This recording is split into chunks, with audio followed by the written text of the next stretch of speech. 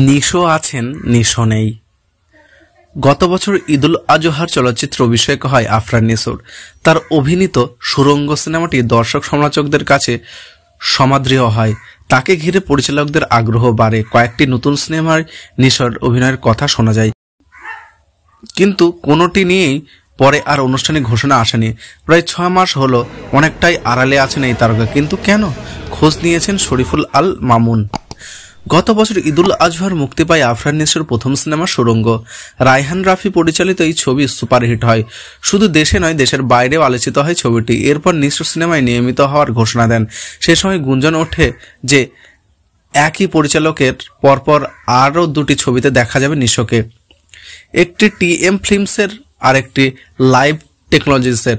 চলতি বছর 2 ঈদে ছবি মুক্তির কথা ছিল, কিন্তু মাঝখানে প্রায় 6 মাস পার হয়ে গেল, ঘোষণা আসেনি, ছবিটি তৈরিও হয়নি। এই দীর্ঘ সময় নিশোকে কোথাও পাওয়া যাচ্ছে না। এমনিতেই ওটিটিতে কাজ করছেন না তিনি। কোথায় আছেন, কি করছেন নিশো? খবর নিশোর সঙ্গে তিনি বলেন, ক্যামেরার সামনে না থাকলেও সিনেমার মধ্যেই আছি বলতে পারেন, কারণ এ সময় প্রচুর গল্প পড়েছি, চিত্রনাট্য করছি, নানা ধরনের গল্পের ভাবনা নিয়ে কাজ করছি।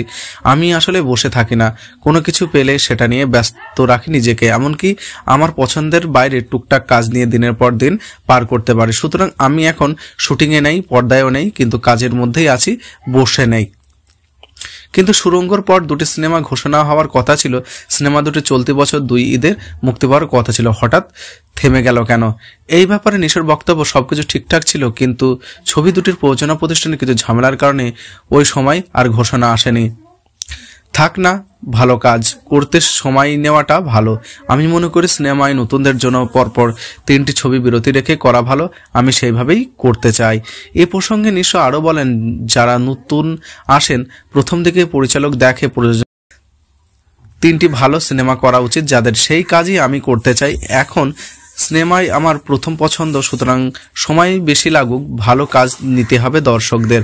সুড়ঙ্গ হিট হওয়ার পর দর্শকদের একটা আলাদা আগ্রহ তৈরি হয়েছে নিশোকে ঘিরে, কিন্তু দীর্ঘদিন নতুন ছবির কাজ শুরু না হওয়ায় সামাজিক যোগাযোগ মাধ্যমে বিভিন্ন গ্রুপে নিশো ভক্তদের আফসোস করতে দেখা যায়। তারা দ্রুত নতুন সিনেমার খবর চান।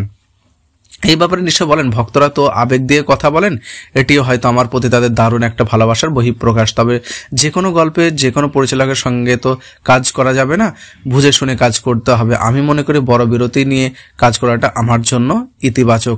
নিশো আরও বলেন, ভক্ত দর্শকদের মন খারাপের কিছু নেই। বিরতি বেশি হলেও ভালো কাজ যখন উপহার দেব, দেখবেন ভক্তদের মন খারাপ, রাগ, অভিমান সব চলে গেছে। কেননা আমি নাটকে দীর্ঘ সময় নিয়ে কাজ করেছি, ক্যারিয়ার গড়েছি, সুতরাং সময় নিয়ে হলেও সিনেমায় আমাকে ভালো করতে হবে, এটা আমার ধ্যান জ্ঞান।